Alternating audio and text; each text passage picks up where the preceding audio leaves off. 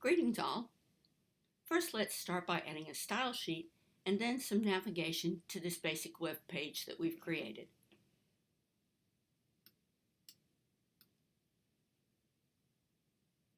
Of course, the first thing I'm going to do is check and make sure that Dreamweaver is connected to my local root folder. Site, Manage Site.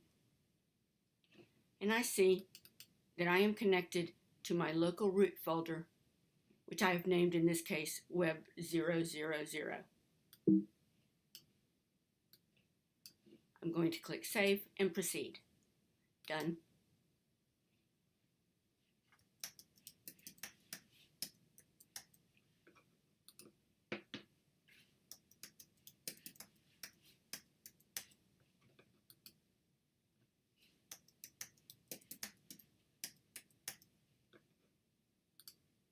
This is a pain, but it's because I refuse to click Allow All As.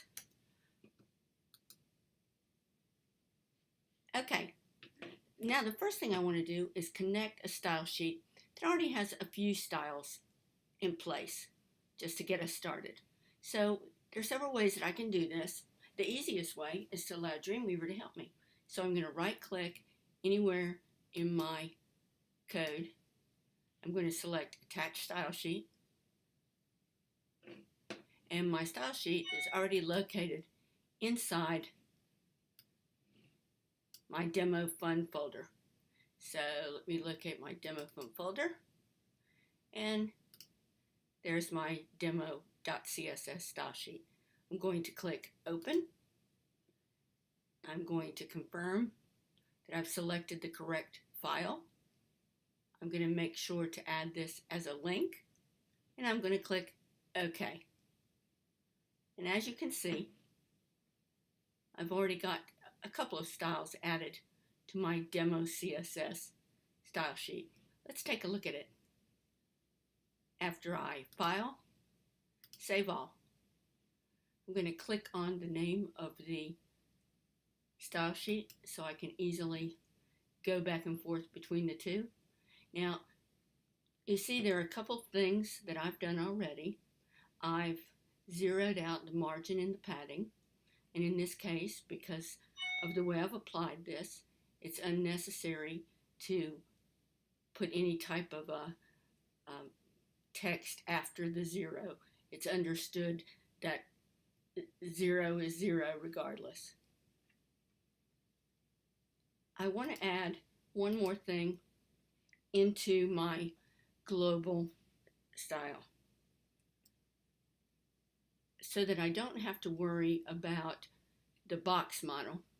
It's always been a concern doing that math when we're laying out our page. I'm going to add an exciting new CSS style that will consider the content, the padding, and the border, and adjust accordingly if I adjust the content, border, and padding. So I don't have to keep doing the math and adjusting my numbers. That's called box sizing.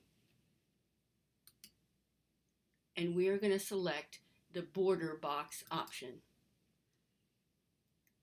Now, it's prudent to just go ahead and attach this to your global style so that it's already in place on any block style element that you create on your website. That's one neat little thing that it's prudent to go ahead and add. Before we go much farther, we're also going to add something new into the heading of our. Before we go much further, we're going to add something new into the head of our style sheet. Let's click on source code. And just below our link that attached our style sheet, we are going to add metadata for our viewport.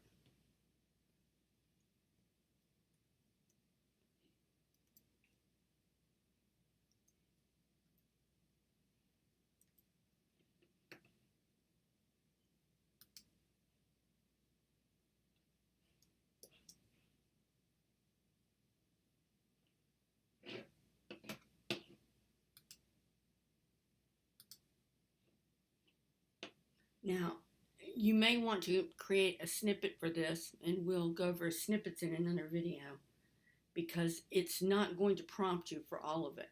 So you'll need to have this information handy. And what this does is set you up so that the viewport will adapt whether the user is in portrait or landscape mode.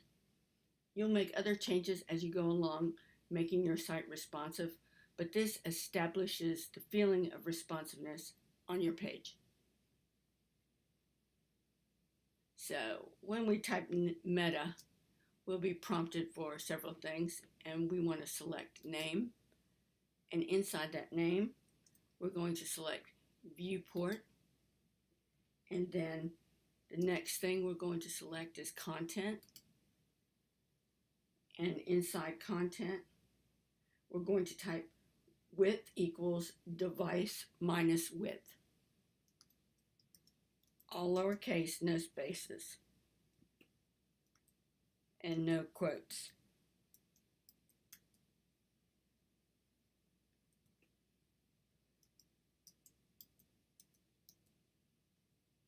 Okay, and then after that, we'll comma, space, and initial scale equals 1.0.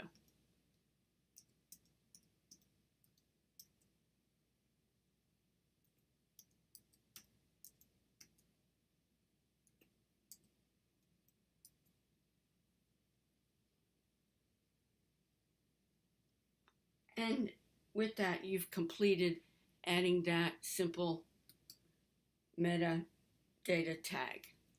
And of course, we know that metadata is basically information about information. Okay, great. So we've added a couple of simple things. While we're here, we're going to go ahead and add our document title. And let's get busy adding our simple navigation. The first thing we want to do is establish a width for our navigation. Now we know block elements are 100% by default, and that would be fine because we've already zeroed out our margins and paddings, and we've added our new CSS style that's going to handle the box model for us. But so that the other elements that we need to add will work, we are going to go into our CSS and we're going to give the navigation a width of 100%. So remember how to add a style in Dreamweaver. Let her help you here. We're going to click on the CSS designer, then make sure you select that you want this style in your external style sheet. Then we'll click global because we're not adding this to a particular media query or anything. We're just adding this globally. And then we'll click the plus sign. Now we see by default, Dreamweaver is giving us a compound selector, which we really don't need container nav because container is redundant. Everything's in the container. So I'm going to push the up arrow and the container is removed. Then I'm going to push enter after nav. I'm going to go into my layout section, which is the first icon option, and I'll click percentage in my width. Now you'll see things will happen crazy because it'll automatically go to 0%, but don't panic. It'll reappear when you do this. You can either type in the number or drag it out, whatever you're most comfortable doing. And then after you select it, hit enter. Make sure to click away so that you know it's stuck before you leave.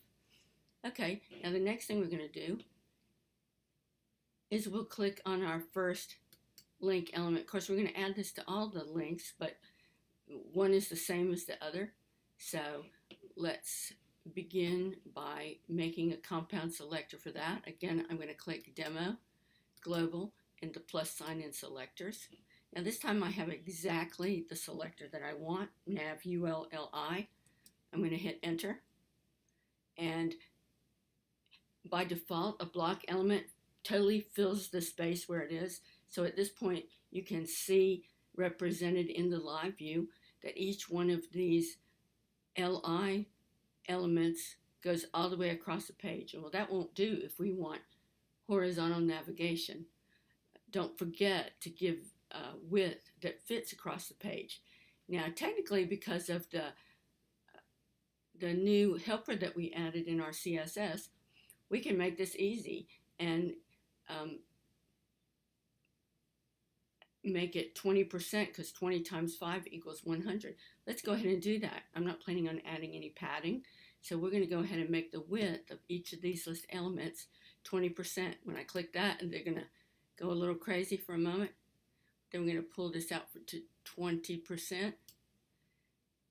Now you can see represented in live view that each one is no longer all the way across the page. That's perfect. The next thing that I'm going to do is remove the bullets that automatically come with a bulleted list. I'm going to hit the text icon option to just quickly move me down to the text area, and then I'll scroll down to list. I want list style type, and then my selection. We can see by default it's undefined, and my selection is going to be none, and those bullets disappear.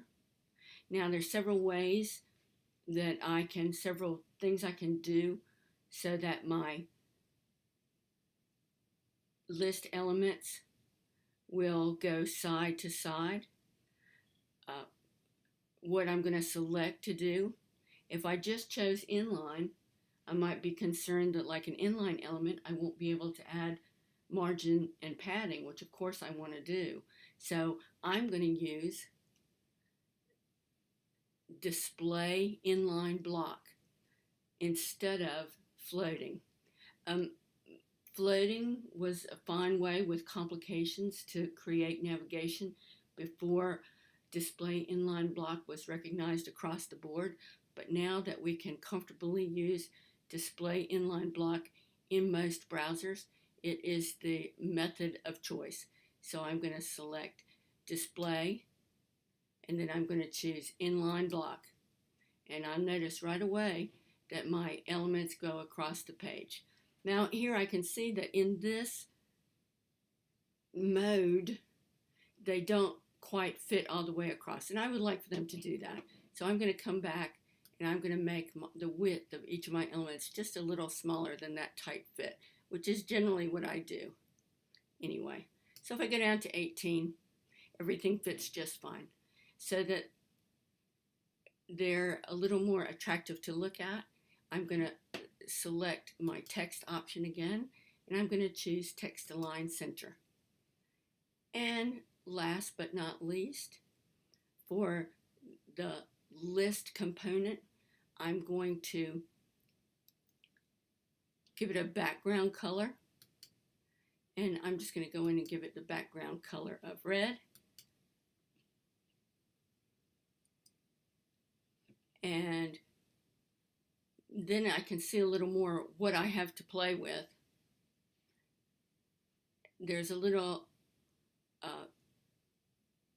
padding between, there's a little margin between each, which we'll get rid of eventually, but we're not going to concern ourselves with that at the moment. I am going to go back and change the text color to white. And I know that's FFF, but since it's all the same, it's only necessary for me to put 3 Fs, and it understands what I mean. Now I think I will, we've zeroed out margins and paddings. I think I will go back and add a little bit of padding. I think I'll add 1% all around. And my new nifty box sizing will adjust accordingly. Okay. Now what I'm going to do so that I have a solid background behind, I'm going to go into the navigation. And it's really a good idea as a fallback for each one of your components, and especially in something important like navigation, to have a color. First of all, it's easier to construct the actual working navigation. And second, it's more visually pleasing. So I'm going to go back into my nav, and I'm going to select the same background color that I selected for my list elements.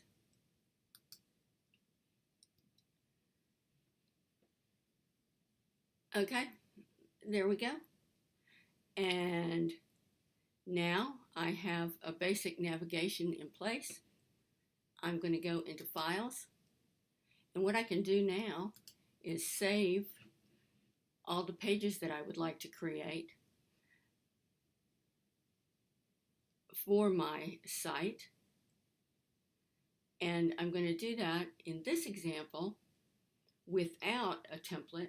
In my next example, I'll be using a template. So let's first save several versions. I'm going to go File, Save As. I'm just going to save this exact same page. I'm making sure it's going in the Demo Fun folder, and I'm going to name it Index, because my landing or home page and each site is by default best practice index.html. Okay, making sure it goes into the correct folder. And now I'm going to go File, Save As, and I'm going to save this as page 2, just for simplicity's sake.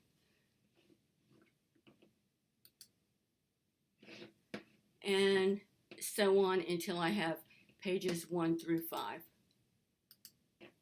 Okay, now we've got all 5 pages, so we can begin to create the navigation. We want to make sure that we have the property inspector. I'm going to click Window. I'm going to select Properties. I'm going to pull that property inspector panel down so it's a little bit more within my reach. And then I'm going to go in and I'm going to highlight the first page element, which is my index page. Now, don't be confused. We're going to create the navigation on one page and then copy and paste it in this method to all the other pages. All the pages have the same navigation, even though they're different pages. The navigation doesn't change. So I've got page 1 highlighted. I'm going to click this little icon, the bullseye icon, and I'm going to drag it up to index.html, and then I'm going to do the same throughout page 2 and page 3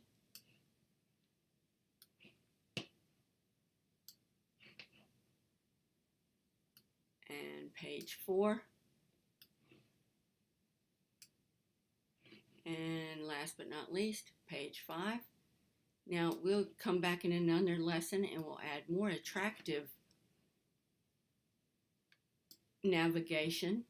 We'll change the color. Right now it's the default blue with underline that indicates that it's a link.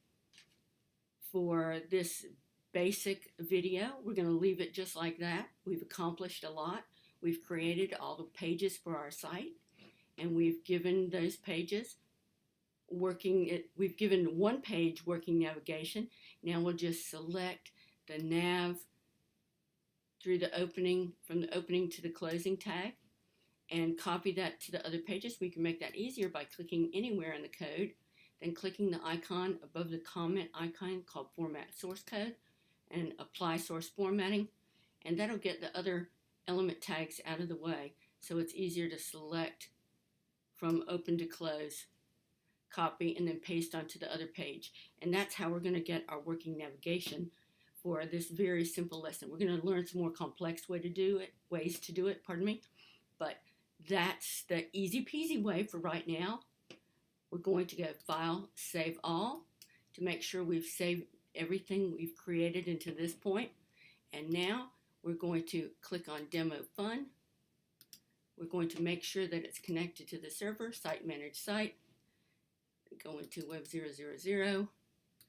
Make sure I'm connected to myself on the server, and I am.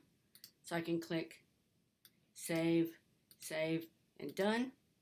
And then I'll click on my Demo Fun folder. I'll select the up arrow, and I'll upload my work to this point to the server. To make sure that I've uploaded it, I'm going to click on the little corner icon.